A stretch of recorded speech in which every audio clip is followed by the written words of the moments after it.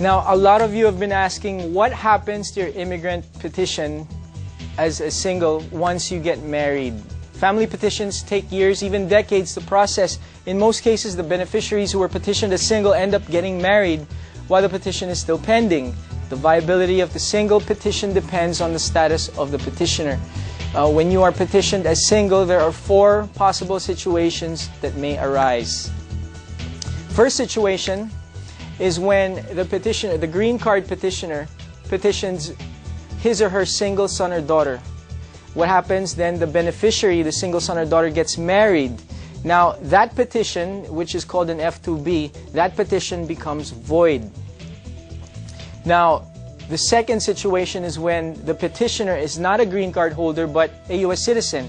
That U.S. citizen petitioner petitions a single son or daughter. Then that single son or daughter gets married.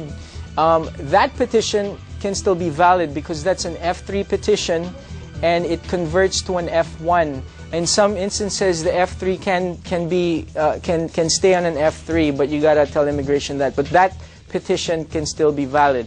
Third situation is where a green card petitioner petitions again a single son or daughter, and then the petitioner becomes a U.S. citizen. Then the beneficiary gets married. You follow me so far? This petition becomes valid.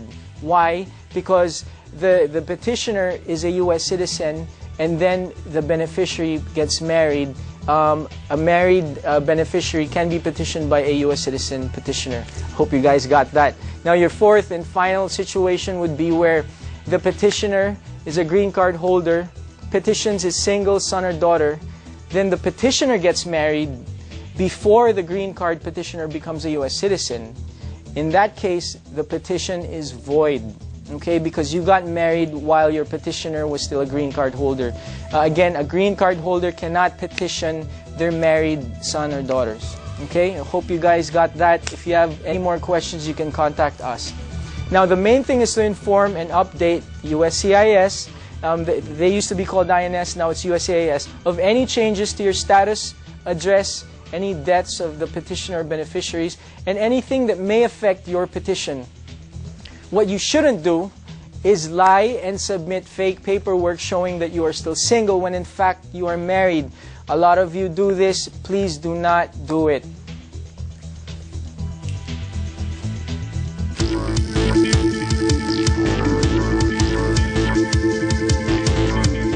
Now let's tackle some more of your questions. Chan RN says, after being petitioned by my aunt, my mom and I were informed that in April that we can already pay the charges for the processing of our papers. The approval date was August 89 and my birth date is May 4, 1988. Am I still included in the petition or have I aged out? Now, being covered, when you say aged out, that means when you're petitioned as a child, you have to remain single and under 21. When you turn 21, that means you age out. You get out of that category as a child. You become a son or a daughter, whatever your gender is. Now, but sorry, Chan, but you are no longer included in the petition since you aged out. You're 21 and over. This means that you're no longer considered a child for immigration purposes.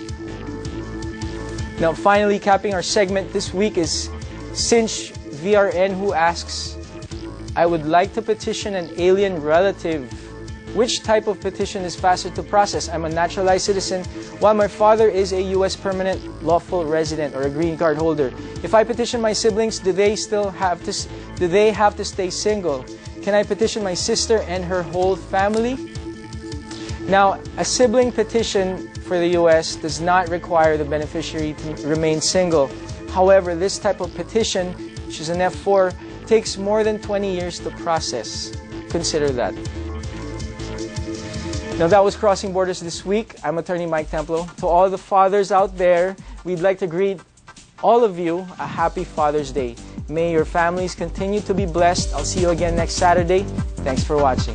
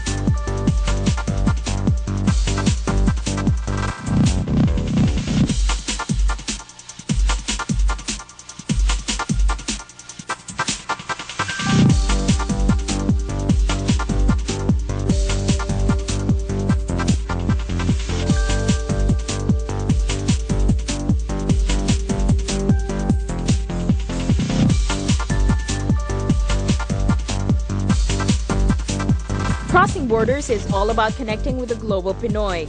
You can text us at 632-917-665-3799. Email us at crossingborderstv on anc@gmail.com. Find us on Facebook, where you can post your questions, share your photos and videos. You can also find us on Multiply at crossingborderstv.multiply.com. See you online!